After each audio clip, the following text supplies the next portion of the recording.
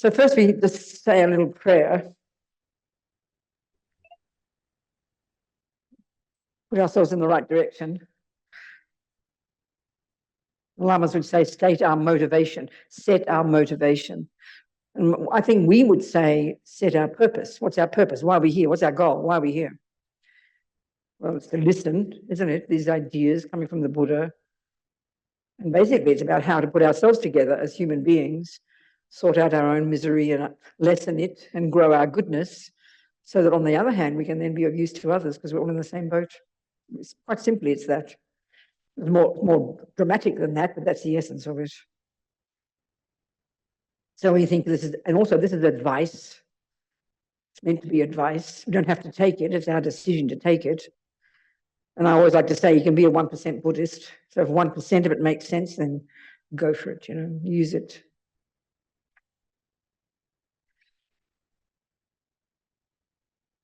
So we think we're going to listen to think if there's some tools here to help us develop our own amazing potential. Buddha's quite radical in what he says our potential is for happiness and clarity and compassion, for our own sake and for the sake of others. Thinking simply like that.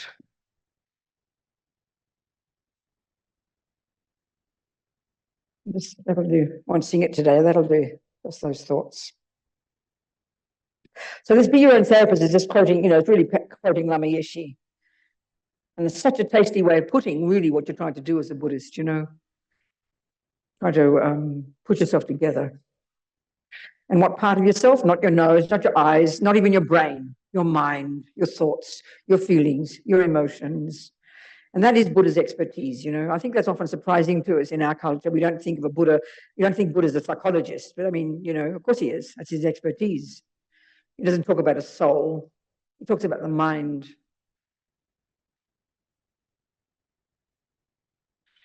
And essentially what he's saying is, and this is indicated by this lovely word Buddha, the Sanskrit term, and I think similar in Tibetan, the equivalent word in Tibetan, I think Sangye.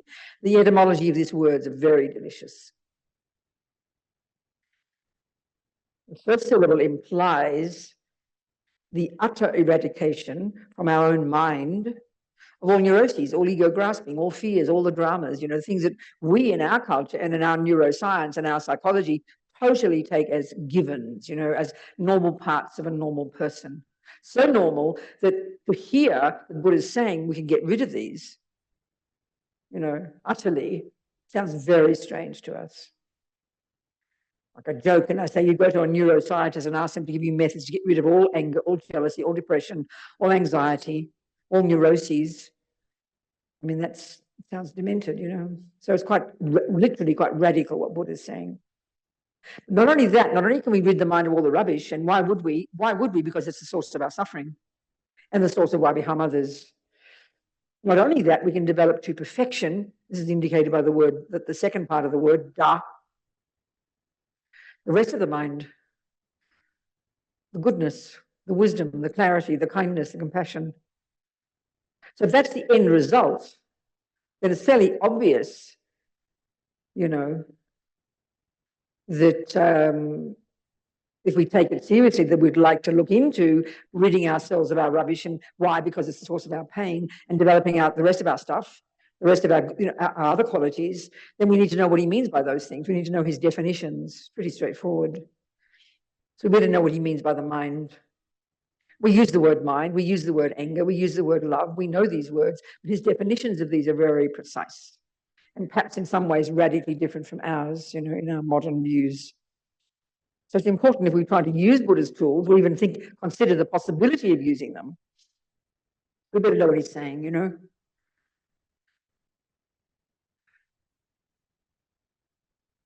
So if we think Buddhism is a spiritual path, spiritual philosophy, then immediately we assume various things. We assume, as soon as we hear, or religious even more, as soon as we hear religion, we assume a creator. We assume this information comes from on high. This just goes without saying for us. And we assume there's a part of us called a soul, a spirit or a soul. The Hindus call it an Atman, or a self. Christians, as we know, call it a soul. I think the Jews as well, maybe the Muslims too, or a spirit. And then, I think the Greeks call it an essence or something. For the Buddha, there's no such thing. We don't need an extra thing like that. We don't need a creator. We don't need a creator. It's a very shocking thing to hear, especially if you're Christian or Muslim. The Buddha's view in this way is quite different. The assumption that this information is from on high, from revelation, is very strong in our minds. And that means a creator. And that also means that it's not knowable. Not knowable. You've got to take it on faith. These are assumptions. None of this is relevant in Buddhism. I always say this. What happened one time a few years ago in New Zealand, actually in a city called Nelson, at a talk, and this man who happened to be a scientist, and it's the first time I've ever had this question. He said, "Who revealed the teachings to Buddha?" Which is completely perfect if you take the view of a creator, because it's revelation from on high. Which necessarily can't be proved, can't be known. I mean, if you can prove it, that means you become God, and you can't say that. That's not viable. That would be very shocking, That's not the Buddhist view at all. And it's equally shocking to hear when I said to him in response, I said, "Well, would you ask Einstein who revealed relativity to him?" Or whatever I asked, one of them, E equals mc squared or something. And of course, he laughed. We all laughed. And of course, we wouldn't, because we know this view that we call scientific is the view that, botany, gravity, relativity, whatever they might be. And this is the crucial point, and this is what we mean by natural law, isn't it? They're natural law. And what that means is they exist. And then what a clever scientist has done come along, like a botanist, he doesn't create botany. Trees have been fine without a botanist knowing it. It's natural law, But a botanist is a clever person who's come along and observed the workings of gardens and growing things, and has then come up with a way of presenting it. He articulates it, codifies it as laws, and then presents. That's what we mean by natural law. Well, that is Buddha, exactly, no more and no less. But that's shocking to us. That'd be ridiculous. How can you prove that? Especially when you hear things like reincarnation or something, because automatically, because we assert the mind being the brain coming from your mummy and daddy and back to the monkeys, or we assert a soul coming from a creator. So we assume it can't be known. We assume it can't be not meant to improve, but can't even be known. And that's not what Buddha's saying. It's what he's observed. And then he says, "Don't believe a single word I'm telling you. This is my observation." He presents his findings. He says, "Here's my methodology," just like Einstein. "Over to you. I'm either right or I'm wrong. Find out for yourself, That's the Buddhist approach.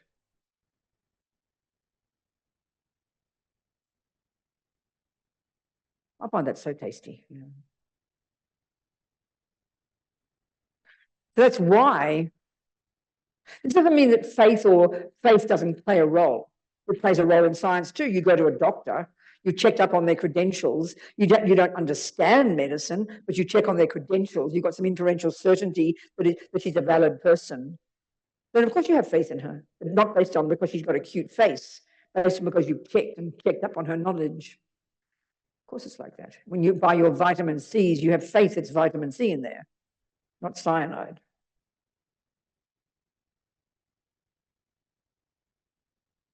So what's the mind for the Buddha?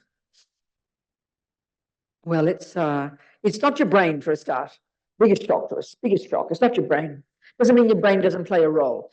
I mean, I like to say, without trying to insult neuroscientists, that your brain, and indeed all the other physical parts of us, the genes, the DNA, the chemicals, whatever you want to call, they're physical indicators of what's going on in your mind. So for the Buddha, mind is necessarily not physical. It works interdependently with the brain and the body, but only at a grosser level, because he also asserts the mind has got these much subtler levels of cognition.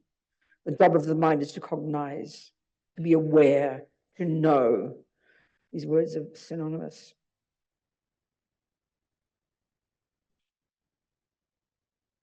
Your mind's not physical. It's got these much subtler levels. And Buddha has observed this, but this also was observed by the people before him, these genius Indians, these brilliant scholars and yogis and scholars and philosophers before him. As the Dalai Lama said, there were these amazing Indians more than 3,000 years ago who were the ones who began the investigation into the nature of self. I always joke and say that we probably thought it was Freud 100 years ago, We're so arrogant, aren't we? So they're the ones who discovered the mind, who investigated the mind. They're the ones who created this brilliant psychological skill known as single-pointed concentration, samadhi, mindfulness, and the 37 varieties of it known in the world are coming from that technique. So Buddha went as far as he went in that system, but then in relation directly, especially to his own experiential findings about the nature of self, he then diverged in his own direction.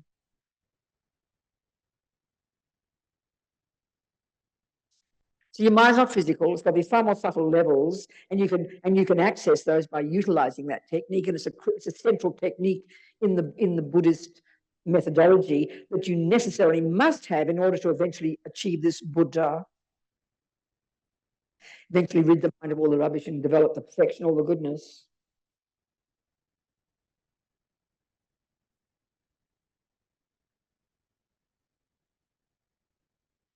The other thing is shocking to us, both whether you're a philosophical materialist or whether you're a religious person who believes in God, your mind doesn't come from anyone else. This is very shocking to us. In both cases, someone else makes you, someone else creates you, isn't it? God gives you a soul, and that's what determines you to be a human as opposed to a dog. He didn't give them a soul. Or if you're a materialist, your mother made you, your father made you, and you track yourself back to grandma, grandpa, and back to the monkeys. That's the system we have, isn't it, in relation to the physical? And Buddha doesn't argue that. That can be proven fairly easily, But your mind is your own. In fact, the more, even if it's as ordinary people like us, like me, the more I think about and study and try to utilize these Buddhist techniques, the more weird it sounds, the more strange it is, the more odd, and it's for Buddha just not viable, that your anger, your love, your compassion, your kindness, your intelligence, you're being good at football or good at music, that those qualities, which for the Buddha are qualities of your mind, they can come from someone else. That's too weird for the Buddha. And this is one of the key points in Buddhism. If you're trying to practice it and you're taking on board as your hypothesis this view that your mind doesn't, your anger and love and compassion and kindness don't come from mummy, daddy, or creator for that matter. They don't come from nowhere. They're not physical. They come from previous moments of those very qualities. They're a bunch of habits that you were born, you were conceived, fully programmed with these tendencies. And so this, of course, brings in the whole view of reincarnation, which is absolutely central to the entire Buddhist worldview. If we can prove definitely that there's no such thing as a mind that continued from a previous life, then the whole of Buddhism would collapse into a heap of incoherent absurdity. It's central. This is the business of the law of karma and this concept of reincarnation, and therefore the concept of the mind. All of this is completely central to the entire Buddhist worldview and all of Buddhist practice. So like I said, the approach, you don't just believe it. You take it as you take it as a view that you work with. You hypothesize it. What else can you do? Until you know that 1 + 1 is 2, your teacher tells you, so you take it as your hypothesis. You go home. Well, if 1 + 1 were 2, let me see if I can bring your mind to the possibility first. 1 + 1 is 2. Then you prove it. Same with this. Just the same. You open your mind to the possibility. If Buddha's right, let's look at it. And it's all there. All the findings are there. All the methodologies there. It's all in the literature. It's up to us whether we want to use it or not. So your mind's not physical. Your mind has much more subtle levels of cognition. Your mind doesn't come from someone else. Your mind is a word that's used to refer to your intellect, thoughts, feelings, emotions, unconscious, subconscious, the entire spectrum of your inner being. All of that's your mind or your consciousness. These words are virtually synonymous. Used in different contexts, but they effectively refer to the same thing. Your mind doesn't begin in your mother's womb. That's the one view that materialists and Christians agree on. You began in your mother's womb. Not for the Buddha. Your mind is its own continuity. They have a term. It's its own continuity. It's its own mental continuum, they say. Or this river of mental moments. Each moment of your cognition, your consciousness comes from a previous moment, like this concept of simply cause and effect. This moment of my consciousness comes from a previous moment, comes from a previous moment, comes from a previous moment. If you continue to follow that back, you get back to the first second of conception. The second before that, egg goes back to your mother's body, sperm goes to daddy's body, but your consciousness goes back to a previous moment of that same continuity. Intellectually, it's not complicated. It's not hard to hypothesize this. And sometimes we just don't like it, that's all. And then a few weeks before that, it was in another body. It's all there in the Buddhist literature, detail, in great detail. It's all described. So without knowing this is true, I haven't developed clairvoyance yet. I haven't, developed many qualities, but taking it as my hypothesis is, for me, it's the most practical approach. And one of the key factors for me, as personally, in trying to put my money where my mouth is, practice this stuff, apply it in my daily life, is the implication, the experiential implication of this idea that my mind doesn't come from someone else, my anger doesn't come from someone else, my love doesn't come from someone else, my being good at football doesn't come from someone else. It's mine. It comes from my past habit. That's really delicious. Because why? Because that means I have to stop being a victim. Stop blaming someone else for who I am. It's quite profound. You take responsibility for who you are. You take this view on board. It's my anger. Yeah, my boyfriend punched me. You all saw it. But we think that the anger comes from the punch, or we think the happiness comes from his kindness. No, it doesn't. So for the Buddha, this is the whole view of karma. There's a huge point that what goes on in your mind is yours. And the things outside, the world out there, are merely catalysts. Catalysts, secondary causes of what arises in your mind. That's a huge point. Because if you're trying to put that in practice, you have to take responsibility for what's there, including the good stuff, Doesn't mean the person wasn't mean to you. Doesn't mean the boyfriend wasn't kind to you. So in a sense, we blame the boyfriend for my happiness. Why are you happy, Robina? Well, my boyfriend was kind to me. It's not my fault. Why are you miserable, Robina? Well, my boyfriend was mean to me. It's not my fault. So in a sense, we blame the outside world for both our happiness and our suffering. We're totally dependent upon the outside world, That's very neurotic. That's for the Buddha. He calls that attachment. It's demented. So getting to know your mind is the central job of being a Buddhist, and transforming it into this marvelous quality, of infinite wisdom, infinite clarity, infinite compassion.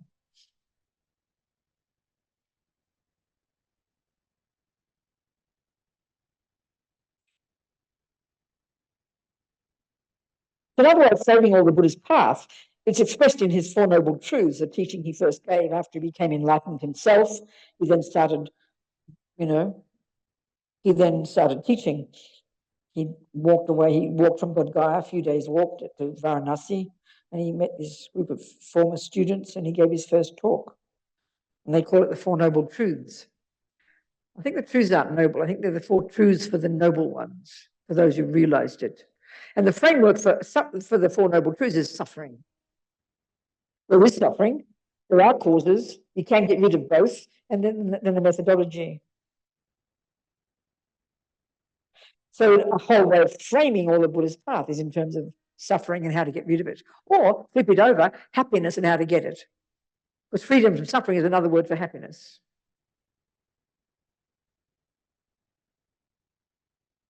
So these words are really such simple words, happiness and suffering. But Buddha's view of these is so precise and very different from how we think.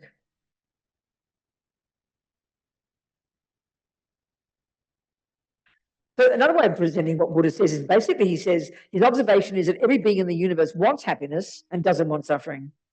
And all he's saying is, what, folks, here I've got a method how to accomplish that. But another way to frame all of Buddhism, to present it, is it's in terms of getting rid of ignorance and getting wisdom. So that might sound so exciting. I'm not sure if I want wisdom. I definitely want happiness, but wisdom, I'm not sure, you know. But they both come to the same thing. Because for the Buddha, why we suffer is because there's certain parts of our mind, the neurotic ones, are completely living in la-la land. They have a particular characteristic of being misconceptions. Deep in the bones of our being, these misconceptions, which you only notice when they get to the emotional level. And these they call the term that's used in Buddhist psychology is affliction. That's a bit arcane, I think, in our culture. Affliction. And the two terms that are used to refer to these unhappy states of mind, the neurotic states of mind, the afflictions, the ones that are the cause of our suffering. One is that they literally are disturbing emotion. That's evident and immediate, isn't it? Take the last time you're anxious or depressed, you know. It was very distressing. Wasn't happy. It was horrible. But the other one that I want to talk about is really the key to understand, and this takes time to hear. And that's indicated, this one of being misconceptions, that's indicated by this other word called delusion. So it's a good word in English. I notice in other languages when people talk other places, I don't speak any other thing but English, well, Australian, and then I get translated, and I notice like in French and Italian, Spanish, they don't have an equivalent word, you know. Well, there sort of is, but they don't use it much. This word delusion, but in English, it's just perfect. It's absolutely bullseye for the way Buddha sees. And this is one where we really begin to understand this. We really begin to become our own therapists and really start to make some changes in our mind, you know. So basically, then, Buddha's view of the mind, okay, his model of the mind, his psychological model of the mind, how it works, you know, the contents of our mind. And another one is the epistemological model, which in itself is incredibly fascinating. How the mind works. We'll touch on this briefly. But the contents of our mind, you know, there's only for the Buddha, there's 3 categories of states of mind. This is shockingly almost simplistic, you know. You've got the neurotic, deluded, afflicted, disturbing, ridiculous misconceptions, attachment, anger, depression, jealousy, low self-esteem, anxiety, arrogance, you know, all these words, we know them intimately. These are the ones that you can get rid of, which is indicated by that Bud. We can rid the mind of these. And why? Because Buddha has found, and this is immediately hard to see, when we begin to understand this delusion function, we can then understand it theoretically, but they're not at the core of our being. And even more, in relation to the wisdom ignorance business, they have no basis in reality. They're fantasies made up by our mind. This is very shocking to hear. So they're all those neurotic ones. They're all you know, what it talks about, if you read any books, you're going to hear about the 3 poisons, these 3 toxic emotions. And again, from the Western psychological models, this seems very simple, kind of cute, you know. Attachment and anger, they're the 2 main ones throughout the day. Then they're both rooted in this root delusion, they call this root delusion, the root affliction, the root misconception. It's simply known as ignorance, maripa, unawareness. But it's this primordially deep misconception, deep in the bones of our being, so primordial, so utter, we can't even as we say it, we can't identify it. It's so primordial. It's a misconception deep in the bones of our being that believes there is a real, solid, concrete, separate me in there somewhere. So then its main voice is this emotional hunger, this neurotic dissatisfaction, emotional hunger, attachment. It's multifaceted, and we'll talk about. If we don't understand this, we don't understand Buddhism. It's very simple. And therefore don't understand Buddhist practice. So it's attachment to get what that fantasy I wants, and that runs the show. Effectively, for the Four Noble Truths, this is the main source of suffering. This is primordially deep. It's the main voice of this ego grasping. This ignorance is maripa. We can call it ego grasping. This grasping sense of an I, you know, that's rooted in fear. This is what's so fascinating. Its nature, its character, its taste is fear.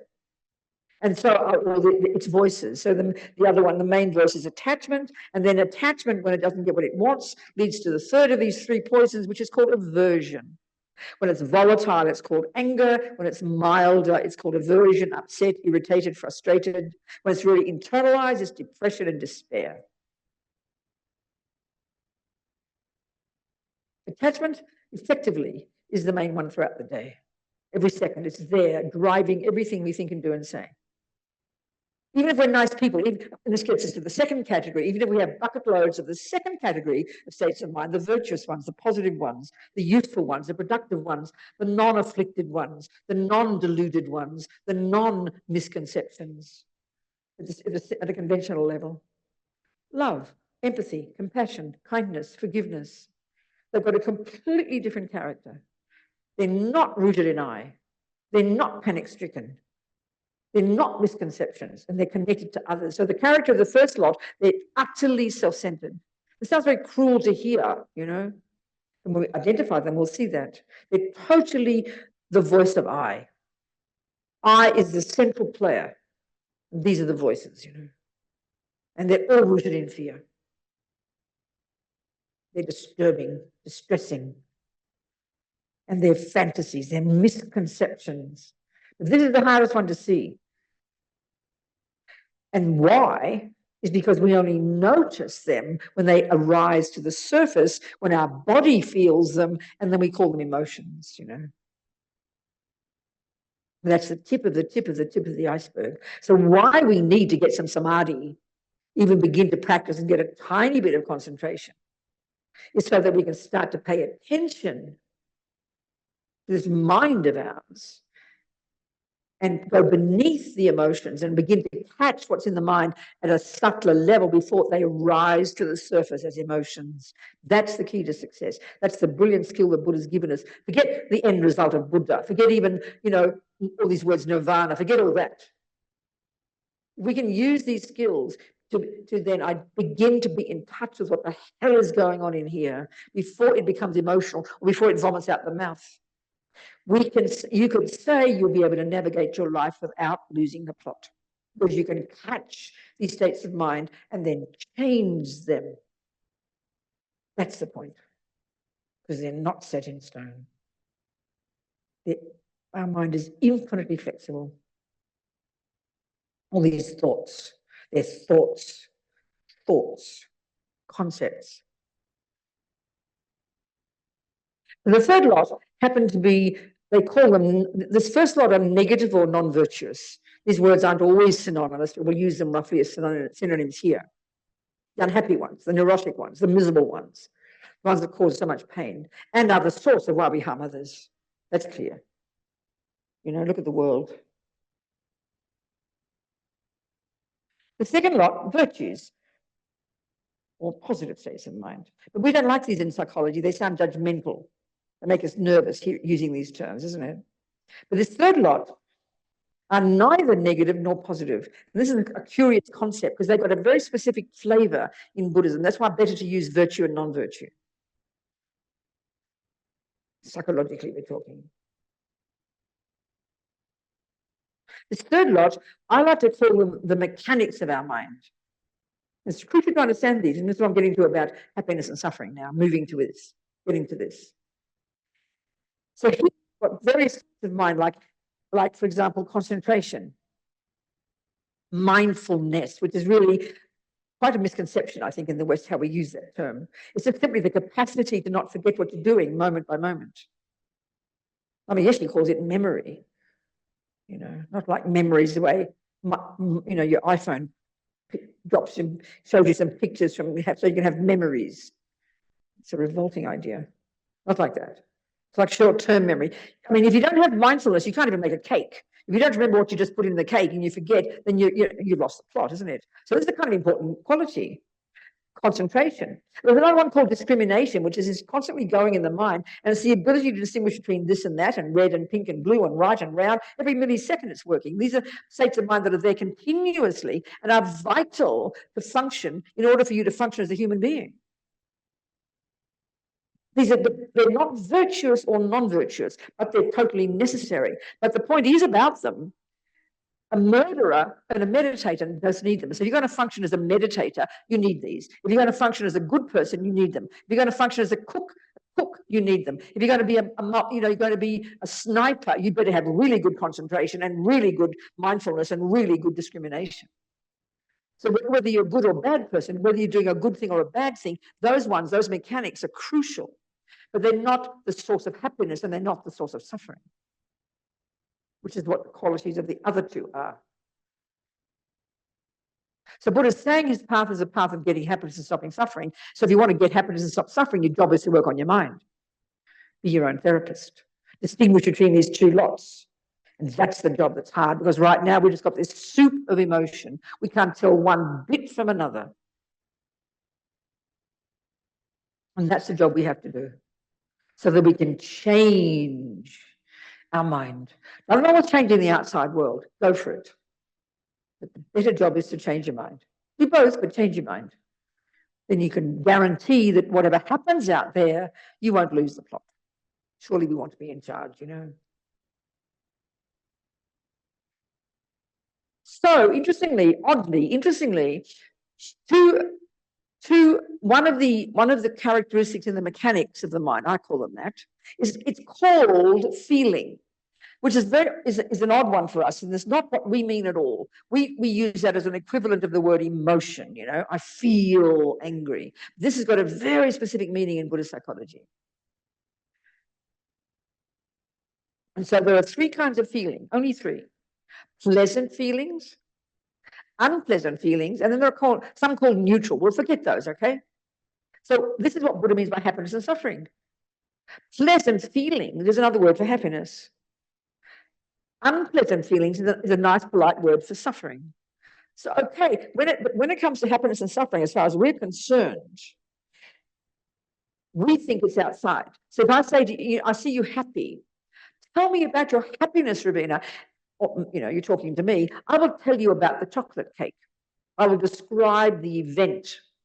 And that's what's in my mind as a memory. It's the cake, isn't it? It's the event, the party, the person, the thing that happened out there. So we not only think that happiness is the event, but also, this is what we're going to look at too here, attachment's job,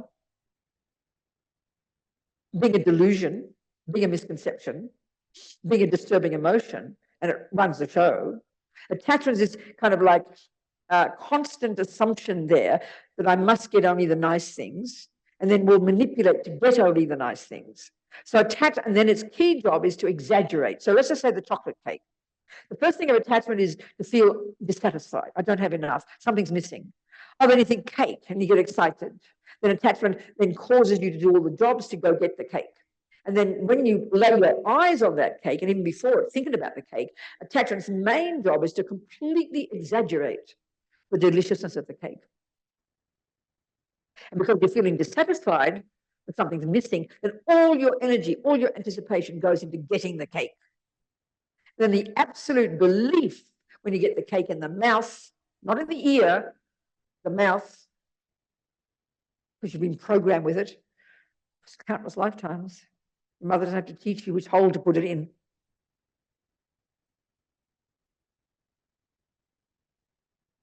You're convinced that happy feelings will be triggered, but it's the cause of your happiness.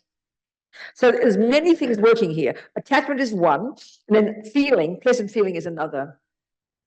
So, but the interesting point is, just to try to get this one, the Buddhist view of what happiness means, is referring to pleasant feelings. So that doesn't mean that cake is not a good cake. It could be a good professional chocolate cake, no question. Doesn't mean it's not. And it doesn't also, what's interesting also is it does trigger a pleasant feeling. It does trigger a pleasant feeling. But we think that the pleasure, we think the happiness is the cake itself. So not only do we think it's the cake itself, we also think the cause of the pleasure that we do get in the mind, we also think the cake is the cause of that. These are huge misconceptions as far as Buddha is concerned. And this really takes time to unpack and to observe, because these assumptions are so deep in our mind. And this is the source of our pain. We're living in La La Land. It's not like, he says, it's like scientifically, he says it's not like that. It's a misconception. The cake is not the main cause of your pleasant feeling. It does trigger pleasant feeling in your mind when you put it in the mouth.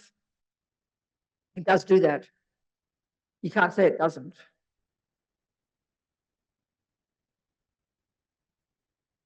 But the thing is, and this is where he talks about suffering, fairly gross level of suffering is when you don't get the cake and you're starving. But then another level of suffering is when you get the cake. It's a subtle level of suffering, because it is pleasure that's triggered, and the pleasure is in your mind, which also means your sensory consciousness and your mental consciousness. So especially in this case, it's your sensory consciousness, your tongue consciousness, when it meets the cake. Pleasant feeling in the tongue consciousness. Consciousness is your mind, and the tongue is the physical bit that is connected to.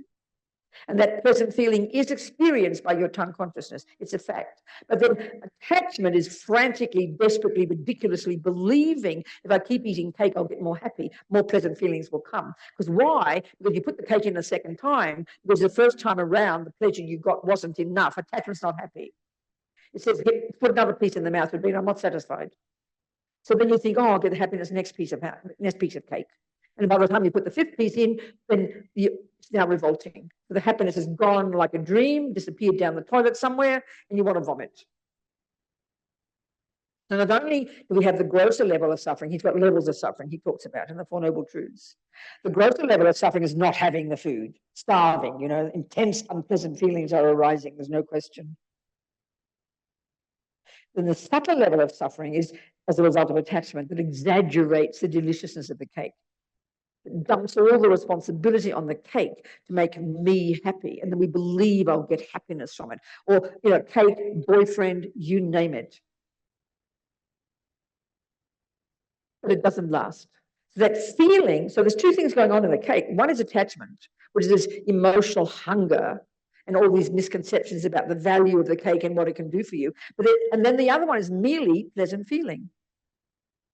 Pleasant feeling that's triggered by the cake, not caused mainly by the cake. We think it's the main cause. No. The main cause of your capacity for pleasure is, and this was even more shocking now, we won't go into this one too much, is actually your past practice of virtue. And you have seeds in your mind from past virtue that then will be triggered and will manifest as a pleasant feeling.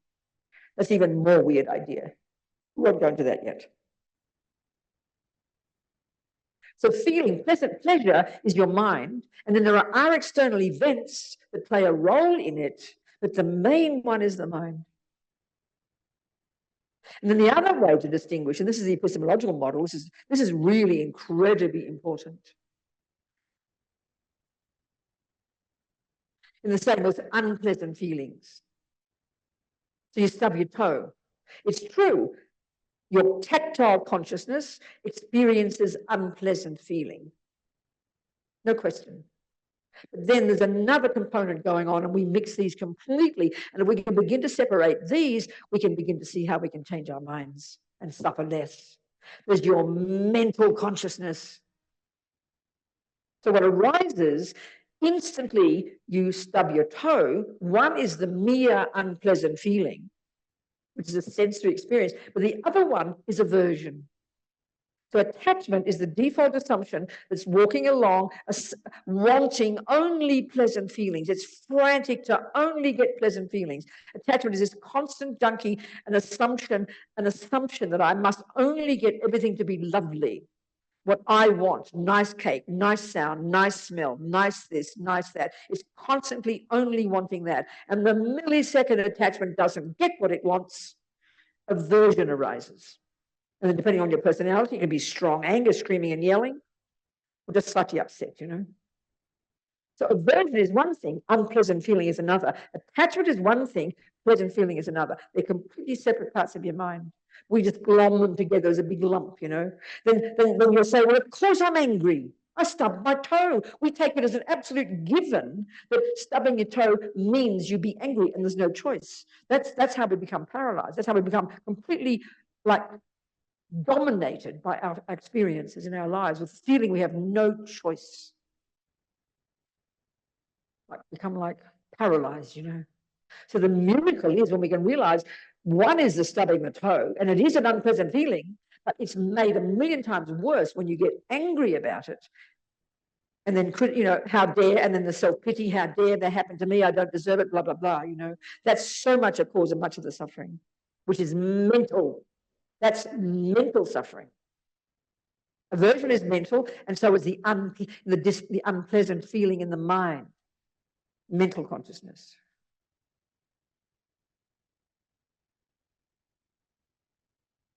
Are we communicating here? Oh, darling, I'm sorry. No, I didn't mean you. I mean, you go. I'm very happy, whatever. I was just going to see if everybody else has got any questions, that's all. Goodbye, darling. See you later. Any questions here? Am I getting into some too boring details, am I? I like these details. Is it communicating at all? Are we kind of hearing something here or not? Do you have any questions? So the whole point of all this is if we can discriminate these parts of our mind, we can see we have control. We can see we can learn to change our mind. And again, why would you want to change your mind? You can't change the stub of the toe. That's done. The unpleasant feeling has arisen. But you can change your interpretation of it. And that's the key point here. That's your mental consciousness. That's the concepts. And that's why as we get more advanced in this practice, you get to the more advanced stages of practice, through meditation, identifying the parts of your mind, being your own therapist, working with the simple events like stubbing your toe. Then when the dramas happen, and the real serious, I mean, even anything's a problem. That's just stubbing your toe is a problem. When you start with the small things, then when serious ones happen, like your husband leaves you or dies, or you have to lose your entire leg, forget about stubbing the toe, your mind is equipped. You're equipped with methods, with technology, with mental ability to change the way you interpret the experience and not be completely overwhelmed by it. This is the thing, you know.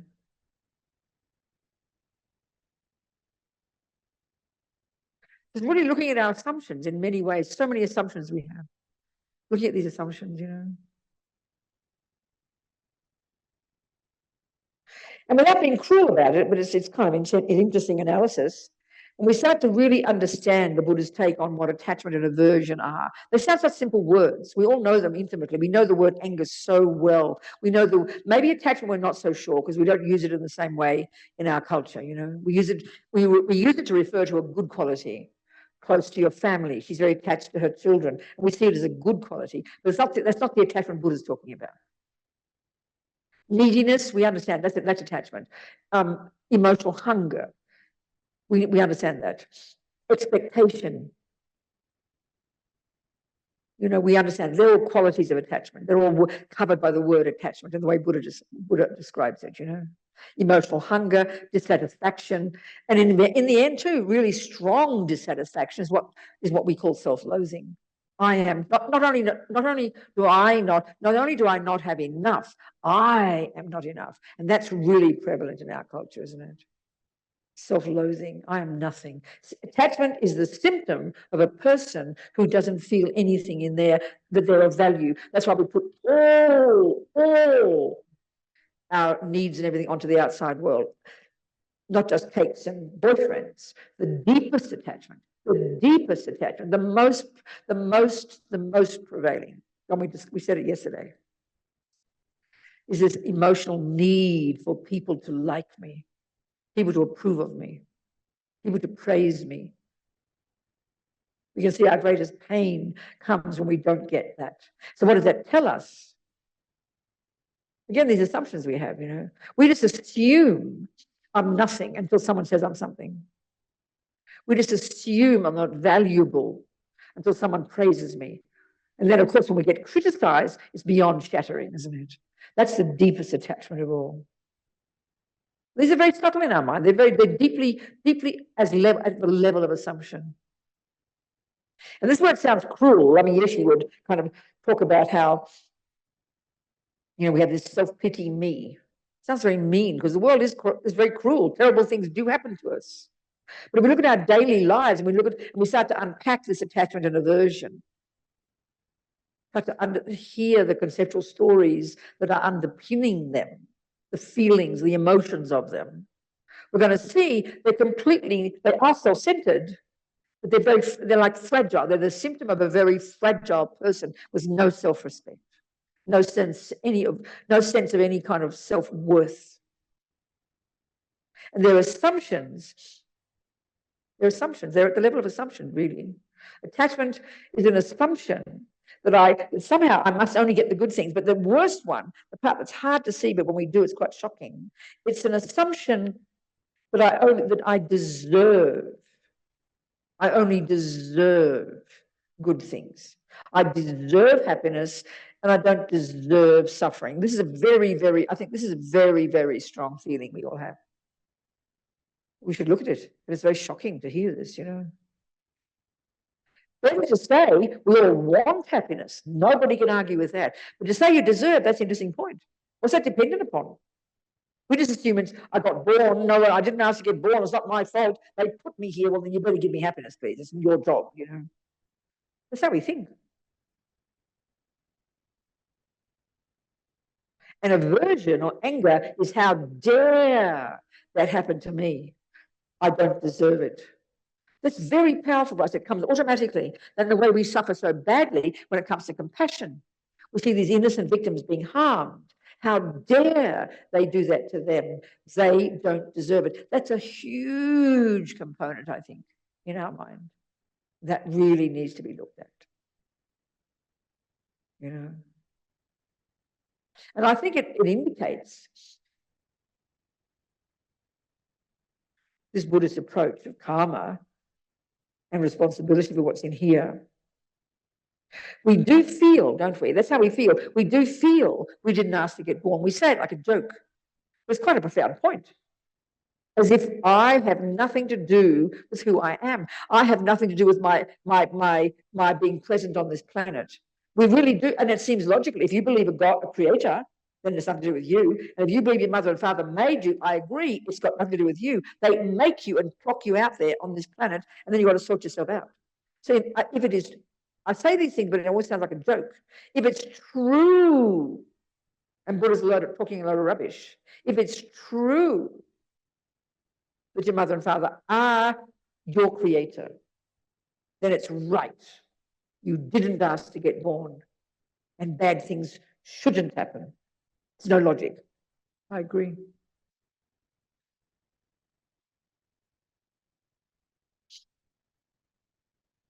These are all deep in our mind, just there, just playing their role. Inarticulate at the level of assumption. So to unpack and unravel, be our own therapist is not a joke. That's why we've got to have some semblance of attempting to practice concentration. A simple little 5 minutes every morning, using your breath, a perfect little object that Buddha suggested is a good thing to use to focus your mind on, not because the breath is so special, it's because it's there naturally. So you anchor your mind to it to train yourself to pay attention. And what you're trying to do is not just dive mindlessly into every thought that arises, which is how we spend our lives, but mindlessly. You don't even notice until it comes to the surface as emotion. So the beginnings of a simple little mindfulness practice is at least helping us step back, and pay attention to one thing and leave the thoughts alone. And you use that skill in your daily life, to start to pay attention to what the hell is going on inside here. Why? Because that's the source of your happiness and suffering. And you can learn, when you learn to realize the mental stories, the attachment, the anger, the conceptual stories that you can start to unpack and argue with and change. They're not set in stone.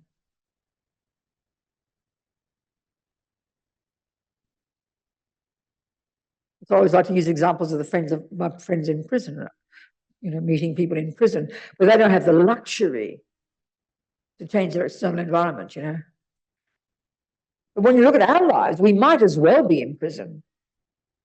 Because when it comes to, say, having a lousy job, let's say, And I'm telling you about my lousy job. And it might be a lousy job. The boss might be mean. The pay might be bad. The colleagues might be horrible.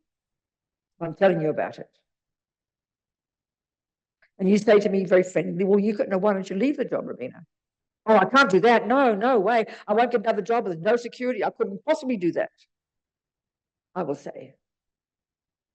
And then you say, well, then what the other option you've got, you could try to change your interpretation of your job. Try to see some good things about it, so at least you're not so miserable. No, I can't do that. The boss is terrible. It's impossible. What are you talking about? It's a lousy job. So we might as well be in prison. We can't, we can't change the event.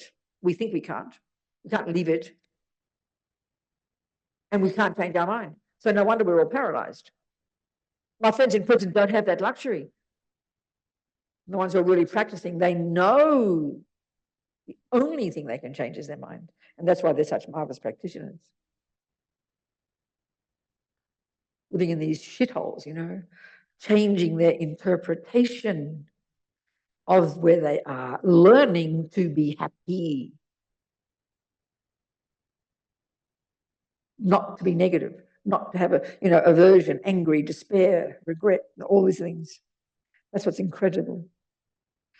So if we can change the job, please change it. But what if you can't? Buddha didn't invent this concept. He just runs with it. That's what he's an expert at it, giving us the tools to help us see that we can make these choices. Like my friend Sunny, whom I always talk about, this woman in prison, 17 years on death row in Florida, accused of killing 2 policemen along with her husband, totally innocent, in a cell on her own for a year on end, with a Bible. That was it. Husband got executed. She went to the execution. His head burst into flames. Lost her children, lost her family, living in hell. And she said, at some point, I finally realized I couldn't change anything. But they couldn't take my mind from me, she said. And that's the point. So she practiced. She started to practice. She had no religion. She had no spiritual path. She's out of prison now. She doesn't talk about karma. She doesn't talk about God or anything. She just had this incredible emotional intelligence that enabled her to see that it was her, that she could change her attitude towards all this.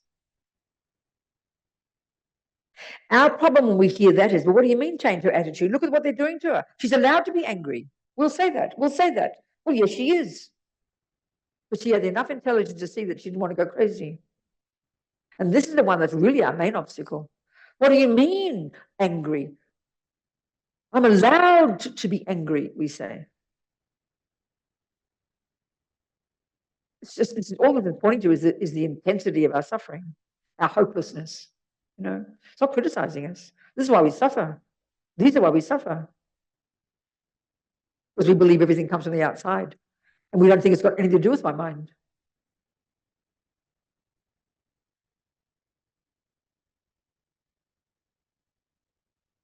Like I said, Buddha didn't invent this approach. He just is an expert at it, that's all. He gives us techniques. So to have the wish to do it is the first step. And why? Based on what? Because you know what? You're sick of suffering. You want to get happy. Get up with all this misery. That's the basis of it. Not just do it because you be a good girl, not because it's moralistic. This is practical, not moralistic, Anyway, ask me some questions, please. I'm raving on here. 8 o'clock, a whole hour I've talked, non-stop. Ask questions. Any questions in the chat? Nobody. Yes, Venerable, we have a question. Any questions anywhere in the room? Sheila, I think you have a question. Online. Sheila, online. Who has yes, a question? Venerable. Oh, you go. So talk to me. Sheila, go. Sheila, we cannot hear you. Good, darling. Oh. Talk to me. Can you hear me? I can. We can hear you now. Okay. Nina. We have a question. Yeah. In chat, it says, how do you explain hormones? As in exercise, good ones allow us to be happy. What allows us to be happy? Hormones. Hormones allow us to be happy? Yes, you can read the full question in chat. No, you read it to me. You read it to me, sweetheart. Tell me what the person says exactly. So we can all hear it. Please. How do you explain hormones, as in exercise, good ones, that allow us to be happy? Yeah, totally perfect. So does cake. So does the boyfriend being kind. But they're just secondary, that's all. That's all it is. Buddha's not saying they're not cause you to be, they don't bring it, they don't bring it, they just simply, Buddha's just saying that's the boyfriend smiling at me is one event. The cake in my mouth is an event. The hormones is an event. But then there's my mind. And the main cause of my happiness is my mind. Because if my hormones aren't working, doing exercise will just make me miserable. If I'm not happy with that boyfriend, he can smile at me till the cows come home, I will be miserable. If I've got diarrhea and I eat the cake, I'll be miserable. So clearly it's the mind that's the main cause of the happiness, but it needs the help of the cake and the boyfriend and the hormones. No problem with that at all. No argument. They're catalysts. That's the best way to put it. That's the point to get, which is hard to hear. Because the immediate experience is the cake and the boyfriend and the hormones. That's the point. But we just continue to run with that and then assume that's the main cause. Of course we do. And that is literally the scientific, neuroscientific view of the world, which is the view that prevails, you know. So it really takes time to listen to this one, to hear it, and to use logic to see. Because if cake is the cause of happiness, then this is logical, but we don't like to hear it. If that chocolate cake is the main cause of my happy feelings, then the more I eat it, the happier I will get. We know that's not true. We don't like to hear that argument. It sounds stupid. If you kept exercising, you'd collapse and die. So this external world plays a role, but all Buddha is saying is not the main player. That's the point to start to see. Yes, Pam. Yes, Pam. Talk to me, sweetheart. Unmute and talk to me. Pam, you may unmute Pam, yourself. Unmute. Talk to me, sweetheart. Pam. Huh? Did it by accident. Okay. Anybody else got a question? Oh, there's Pam now. Good, sweetheart. Talk to me. I'm so sorry about that. Hey, What? last time I saw you on Zoom, we spoke, and I had a neighbour my neighbour was very angry at me, right? Yeah. He said to me, you can't, you said to do something good for him. So I actually did. I took over some flowers and a little note, and I put it in his mailbox because he didn't want to talk to me. And I don't know if that worked or not, but I actually did feel better for it. And also I felt better when you said that trying to talk to someone when they're angry, it's really difficult because anger is, they want to fight if they're angry. That's right, exactly. Anger wants a fight, definitely.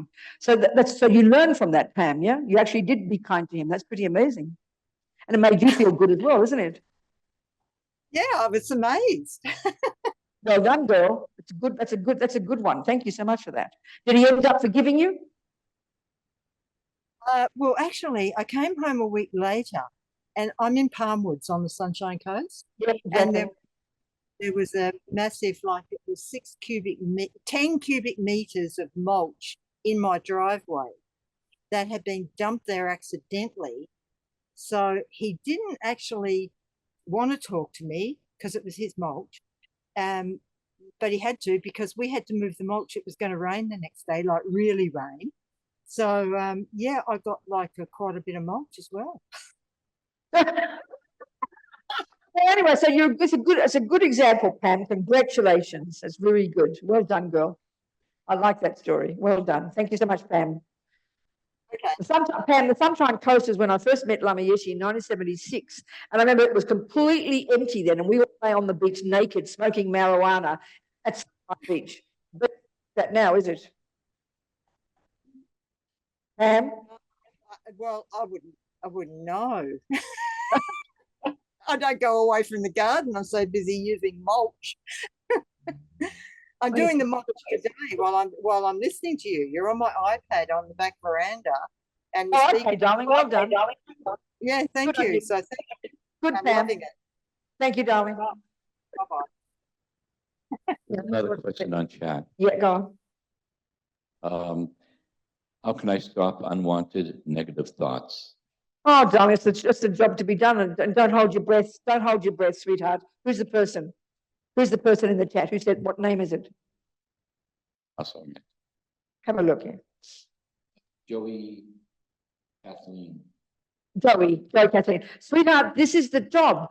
And this is the part that's difficult because we can see, can't we, when we start to observe our mind, that these negative thoughts are completely like just run the show. They're coming utterly uninvited, unceasingly.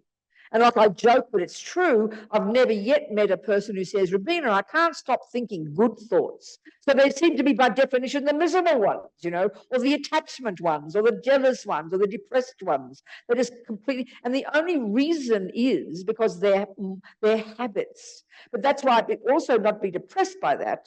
Obviously, we've practiced them. Whatever arises in our mind more easily is what you've practiced. So if you've never learned theory for piano playing, it's not going to arise in your mind until you've practiced it and practiced it. Then it will arise in your mind immediately. So all this is telling us is these are the habits, but they're not set in stone. So how do you change them? By doing the job we're talking about, identifying them, understanding the process, and having a lot of patience and long-term view.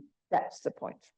Because the more you can catch them before they become emotional, before they vomit out the mouth, the more we can then do this job of arguing with them and slowly reconfiguring these conceptual stories in our head. That's the job to be done, sweetheart.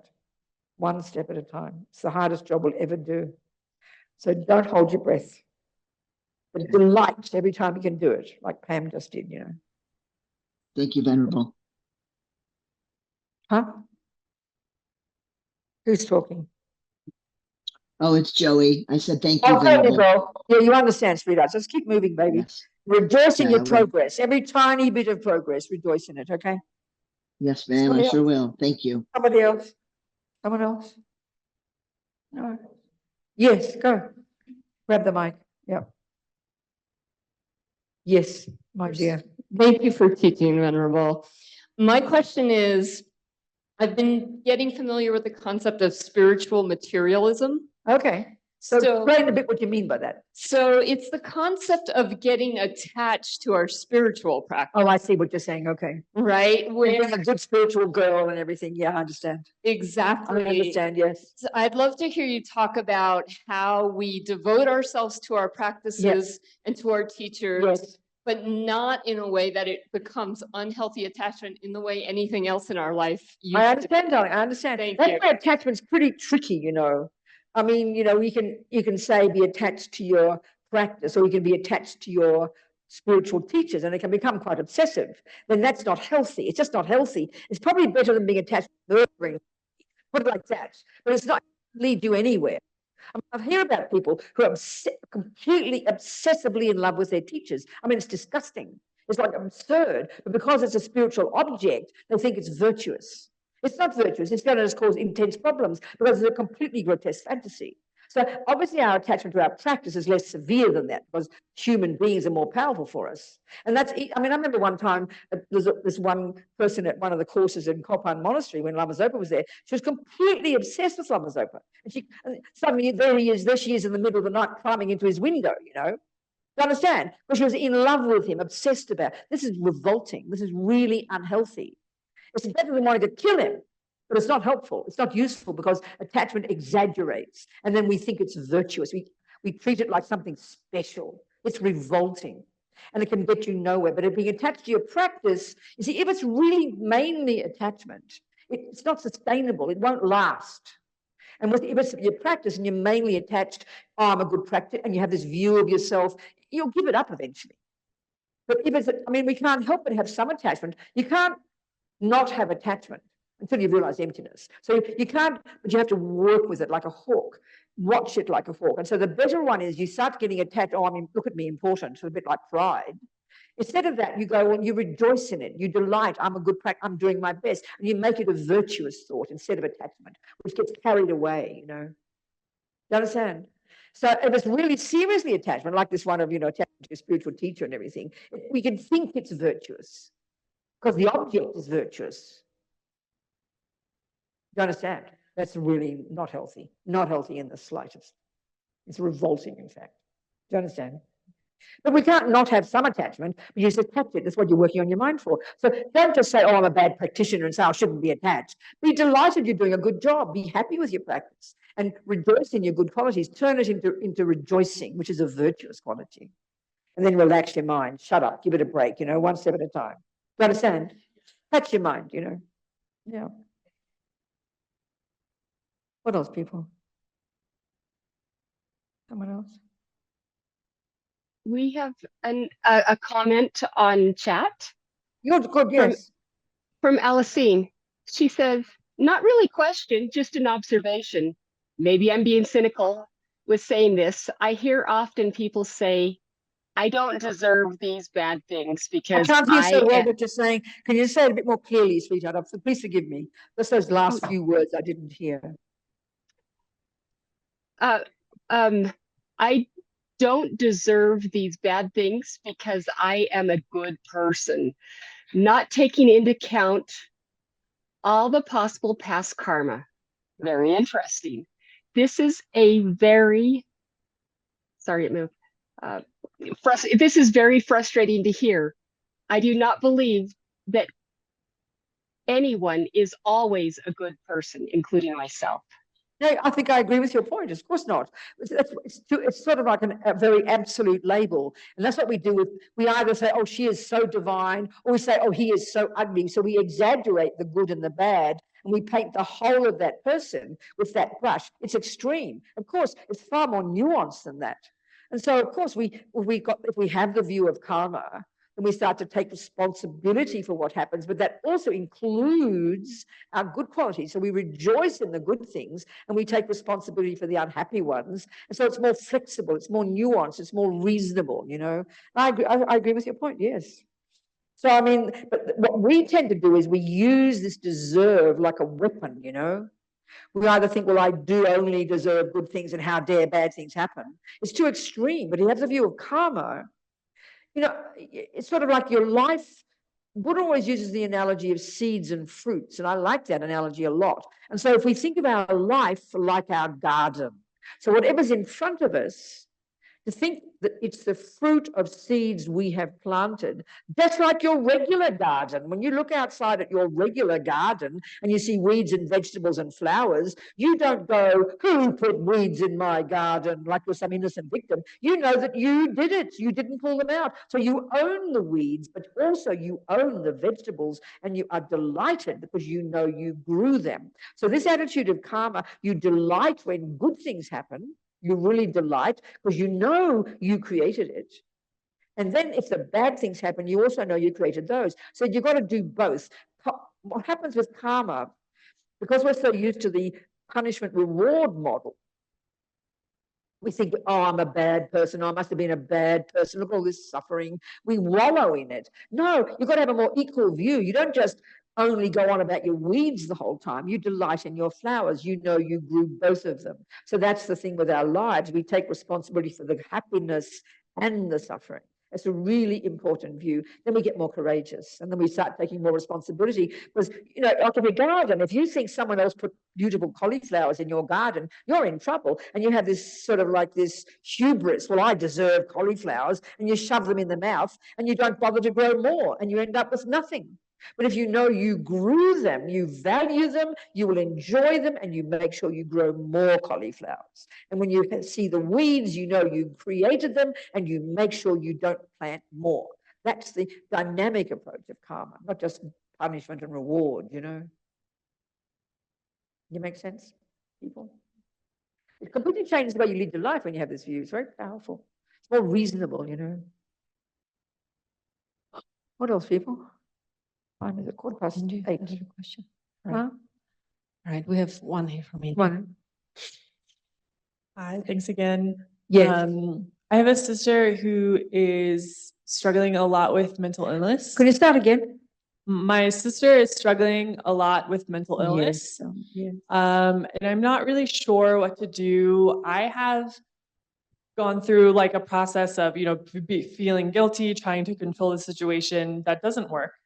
And then have been feeling really happy about how kind of great my life is right now. And then I feel guilty because she's having a really hard time. I understand. And there's not like, there are ways, she lives in California, there are ways for her to get help that are really easy because there are programs that are amazing. And she won't take any of the steps. Okay. And I'm like, do you want me to just call for you? And Sure. she's like, no, there's nothing. I understand. I don't. Okay, so let's do this. Let's analyze this one. This is a really common one, isn't it? Leave the mic there. So from your side, so from your sister's side, fine. But your sister, we understand. So we won't discuss her. We'll discuss you, because you're just like the rest of us. So what's happening here is, on the one hand, you have compassion and love for your sister, and you want her to be happy. That's true, isn't it? But because you've got attachment, your attachment only wants everything to be lovely. So she's a pain in your. She's disturbing your peace, basically, your attachment. So so your attachment sticks its nose in, and it's mixed with your love as well. It's okay, but the attachment is what makes you unhappy, and then guilty, because the attachment would wish she'd be just behave herself and go to these bloody programs and get better again, so then you can feel better. So you've got to remove the attachment, have love for her, have compassion, and if you can do something to help her, do it, but let her be and love her for who she is, all of her, including her unhappiness. Love her for who she is, because it's not your job to make her suffering go away. It's your job to want her to be happy, and it's your job to help her when you can, but you can only go so far. She's got to do the work. So and to have guilt because you're not suffering is just plain ridiculous. It's completely irrational, because she's got her karma and you've got yours. So delight in your goodness, delight in your virtue, want her to be happy, do what you can, and if she doesn't pick it up, love her for who she is and stop trying to change her. Because that's your attachment, trying to make it all nice.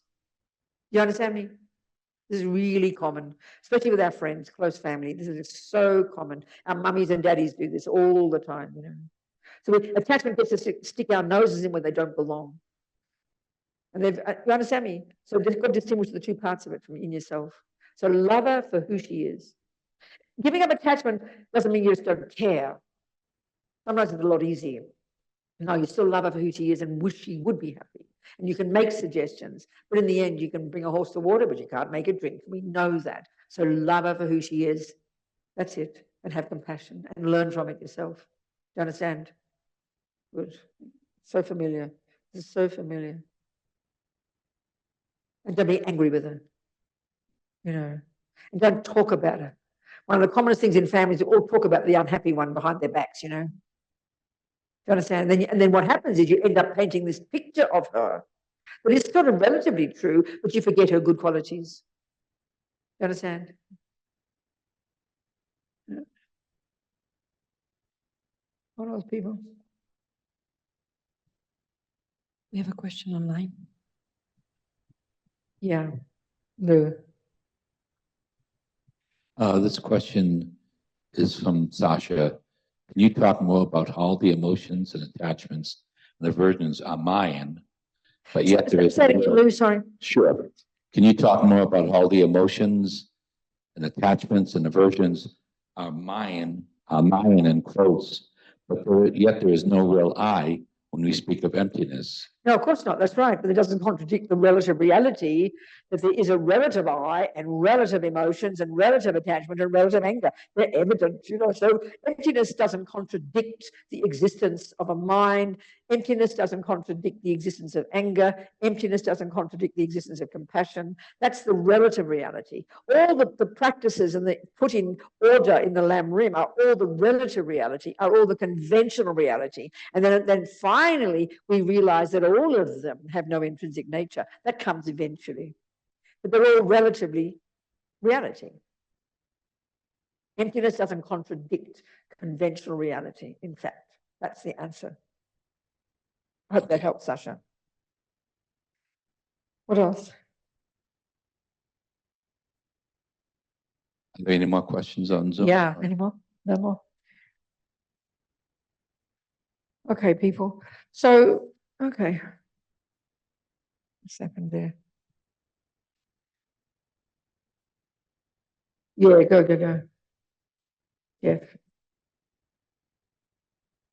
Venerable, Can you maybe just talk a little bit about what it would look like when we start transforming our mind and we're starting to have those first initial new thoughts about that chocolate cake as not being that happiness? Yeah. Like how does that kind of transition begin? I mean, we're talking about it Exactly, already. I understand. So when the attachment is there, first of all, we've got to realize that the attachment is an expression of what's going on in the mind. It's a symptom. The more we have attachment, the more we dump responsibility on the cake, the more we believe the cake is the cause of happiness, and the more we believe the cake is the happiness, the more it says that in here is just this nothing, demented unhappiness and dissatisfaction.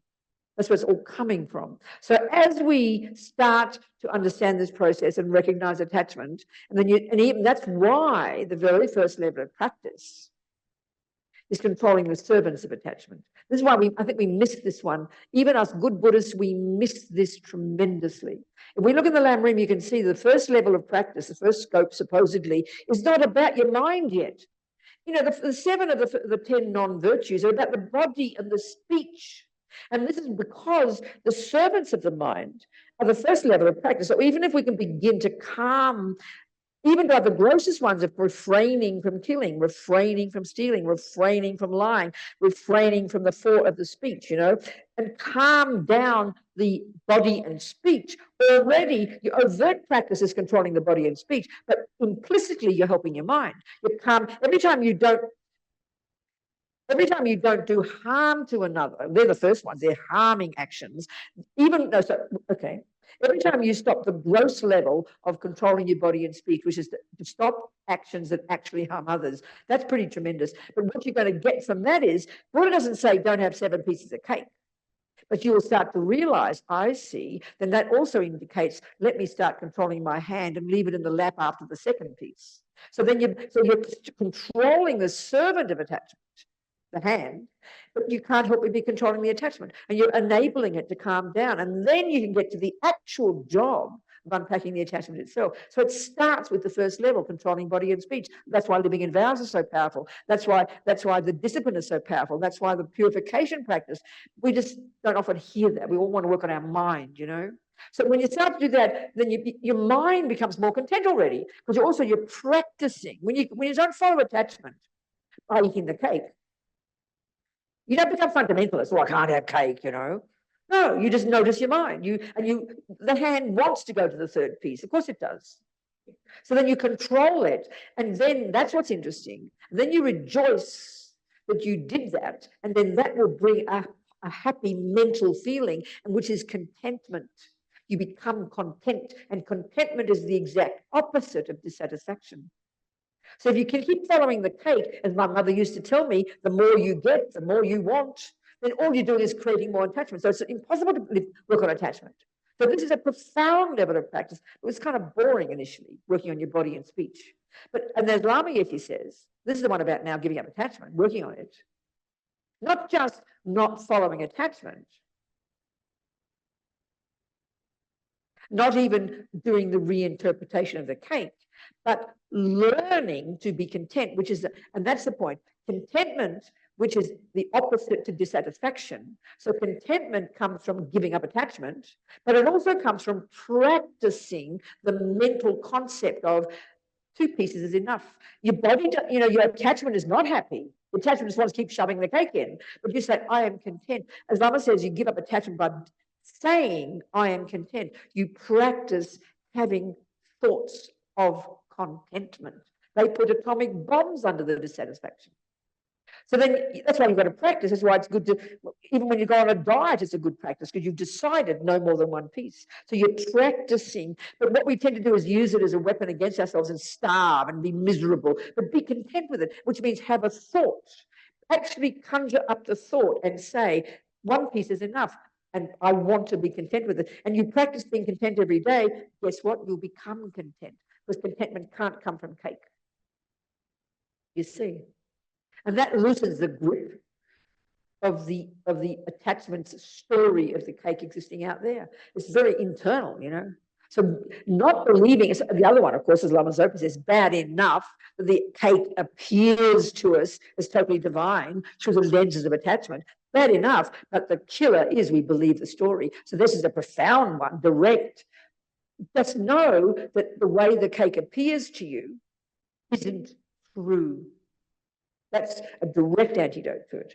The other one is practicing contentment. The other one is controlling your body and speech and then being content from that and praising yourself and rejoicing. You understand? They're just different techniques, you know. Does that make sense, what I'm saying? Yeah, absolutely. And that's what you're asking. Exactly. Okay, no, good. There's a multitude of things, different methods, you know. But the biggest one is to realize that contentment is mental, not sensory. You can't be satisfied sensory. Sensory, you can't be satisfied. I mean, I would eat as a child, some attached to food. I would eat until I felt stuffed. You understand? Because I thought that was contentment.